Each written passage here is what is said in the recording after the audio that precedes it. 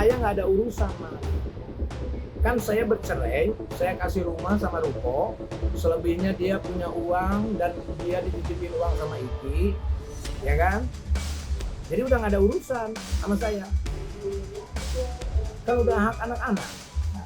Yang urusan itu adalah uang Iki. Nah itu nanti terserah Iki.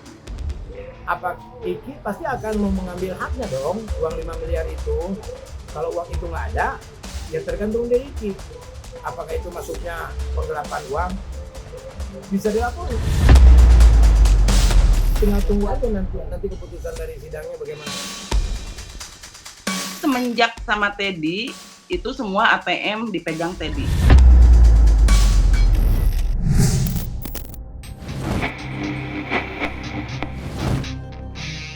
Perseteruan antara Teddy Pardiana dan keluarga Sule kembali memanas. Konflik ini bermula dari gugatan ahli waris yang diajukan Teddy ke Pengadilan Negeri Bandung terkait harta peninggalan mendiang istrinya Jubaida. Setelah 6 tahun memilih diam, Sule akhirnya buka suara.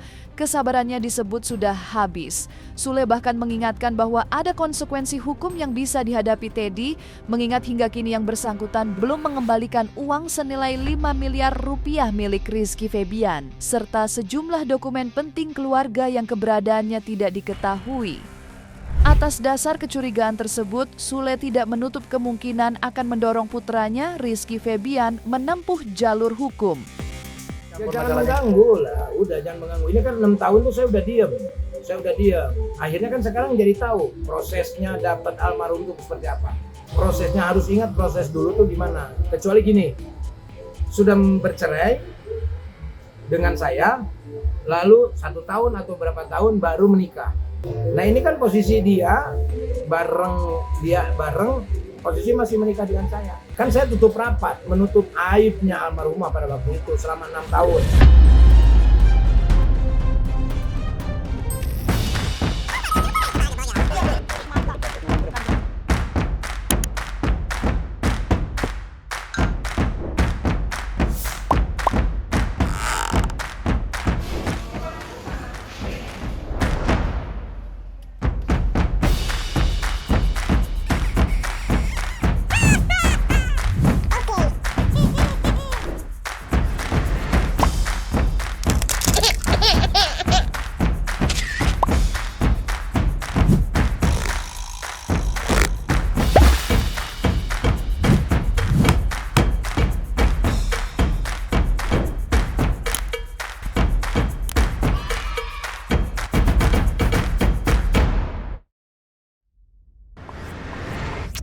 Saya nggak ada urusan, Mas. Kan saya bercerai, saya kasih rumah sama Ruko, selebihnya dia punya uang dan dia dititipin uang sama Iki, ya kan? Jadi udah nggak ada urusan sama saya. Kan udah hak anak-anak. Yang urusan itu adalah uang Iki. Nah itu nanti terserah Iki. Apa Iki pasti akan mau mengambil haknya dong, uang 5 miliar itu. Nah, kalau uang itu nggak ada, ya tergantung dari Iki. Apakah itu masuknya penggelapan uang? Bisa dilaporin. Kan dia sudah di penjara. Penggelapan mobil. Masa iya dia sekarang di penjara lagi? Kenapa nggak kerja ngurusin anak gitu? Malah ngurusin ahli waris gimana? Pengacaranya bilang tidak ada unsur mau mengambil harta Kang Sule. Ya memang nggak ada. Cuman ngerepotin anak-anak saya. Ya nggak tahu lah, intinya miliaran lah. Kalau safety box itu kan beritanya dari supir almarhumah. Pada waktu itu sama Putri mau menguruskan ke bank, tapi kata orang bank udah ada yang ngambil orang 2 hari yang lalu. Nah berarti siapa yang ngambilnya? Kan gitu. Intinya gini lah, kalau memang itu surat-surat, ada beberapa surat yang hilang, ya itu tinggal dikembalikan. Tinggal gitu aja, simpel. Suratnya kemana, kan gitu.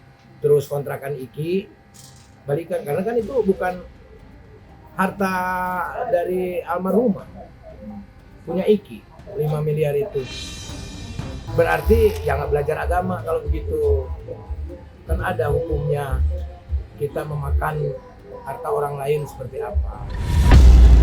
Sidang gugatan ahli waris ini sendiri dijadwalkan kembali digelar dengan agenda mediasi. Dalam sidang tersebut, Sule yang turut menjadi tergugat menyatakan siap mendampingi anak-anaknya untuk bertemu langsung dengan Teddy dan kuasa hukumnya demi membahas sengketa yang telah berlangsung bertahun-tahun. Meski mengaku marah dan kecewa atas sikap Teddy, Sule menegaskan akan tetap mengikuti proses hukum yang berlaku, termasuk menunggu putusan hakim terkait status ahli waris almarhumah Jubaidah.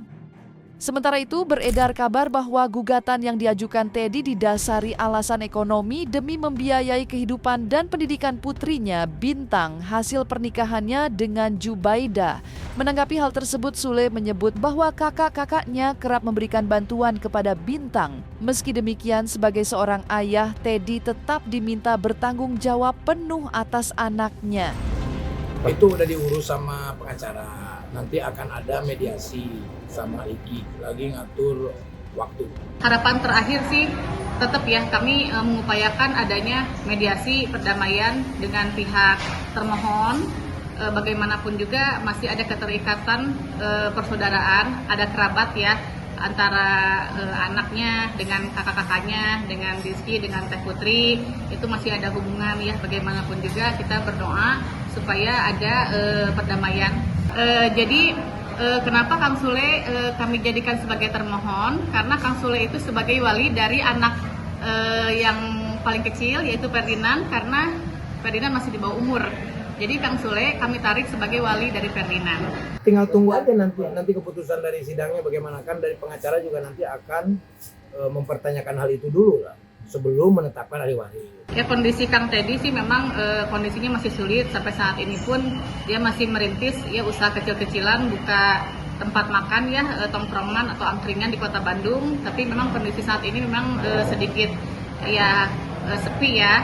Jadi doakan saja bahwa yang terbaik buat Kang Teddy supaya usahanya lancar, itu pun untuk biaya hidup Bintang. Apapun kebutuhannya, kata aku tuh, apapun yang dibutuhkan soal Dede Bintang, just let me know, kata aku tuh, kabarin aku aja apapun itu, kata aku tuh.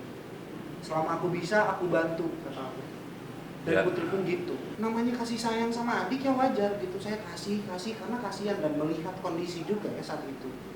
Nah, harusnya Pak Teddy juga bersyukur melihat anak-anaknya masih peduli gitu loh. Harusnya bersyukur. Ya sekarang harusnya tinggal berpikir kembali ke dirinya. Dirinya tuh kan harusnya bapaknya, Bapak Teddy itu harusnya ya bekerja. Maksudnya tuh daripada mencari hak-hak yang bukan haknya, lebih baik bekerja, cari nafkah.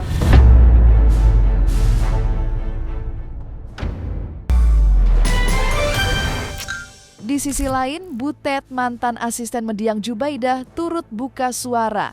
Ia mengungkap pengalaman tidak menyenangkan saat Teddy mulai mengatur seluruh urusan termasuk menguasai kendali keuangan Jubaidah. Butet juga tidak membantah kabar yang menyebut Teddy bersikap seperti raja yang ingin menguasai seluruh harta peninggalan istrinya. Bahkan sejumlah pekerja yang dianggap dekat dengan Jubaidah disebut diberhentikan, termasuk Butet sendiri.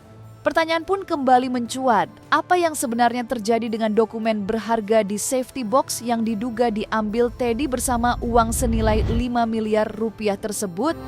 Ini banyak banget orang-orang dekat dianya juga yang mau ngomong speak up. Semenjak sama Teddy, itu semua ATM dipegang Teddy.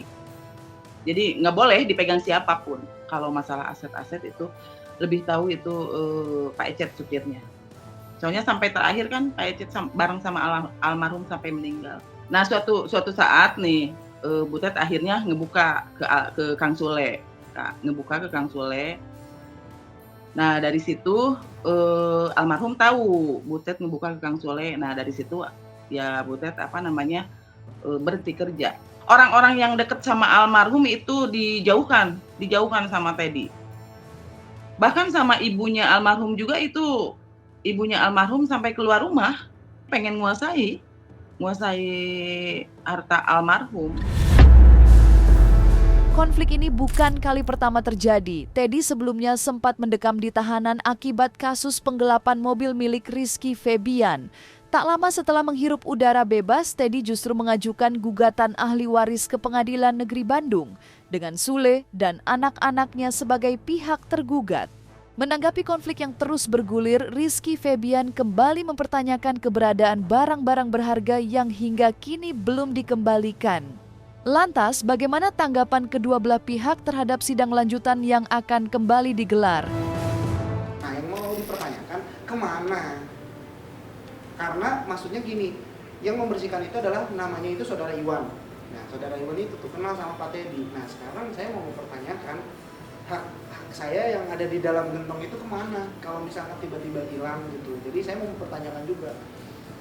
Karena saya mempertanyakan bukan hak almarhumah saja, karena ada hak dari nenek yang bisa gitu. Itu yang mau saya pertanyakan, kemana gitu sampai detik ini. Kita mohon kepada Pak Teddy sesuai dengan harapan Iki, Putri, dan keluarga yang lain, hal-hal yang tadi dipertanyakan tolong dipertanggungjawabkan dan dijelaskan. Kalau barangnya ada di mana, uangnya ada di mana, kalau masih ada di beliau ya. Kalau memang hanya Iki ya kembalikan ke Iki dan seterusnya. Kalau mobil sudah dijual, ya uangnya mana, ya kembalikan ke Iki. Menurut saya nggak perlu banyak ngomong. Karena dengan media kemarin saya nggak ngomong juga, netizen kan udah pada pinter. Orang-orang di luar sana juga di komentar-komentar saya baca, walaupun saya nggak memperhatikan, tapi saya lebih baik membaca komentarnya. Karena orang-orang yang daripada saya membaca statementnya, dengerin statementnya, saya lebih baca komentarnya. Dan ternyata masyarakat Indonesia terima kasih banyak loh. Maksudnya kalian memang sangat luar biasa memikirkannya sebegitunya. Ada yang sampai peduli, bahkan sampai mengkupas tuntas itu komentar. Jadi menurut saya nggak perlu banyak ngomong, tapi masyarakat di luar lah yang menilai. Masyarakat di luar lebih tahu siapa yang benar, siapa yang tidak. Daripada sekarang saya ngomong, takutnya saya ngerasa gimana, tinggi hati atau gimana. Jadi biarkanlah itu masyarakat yang menilai.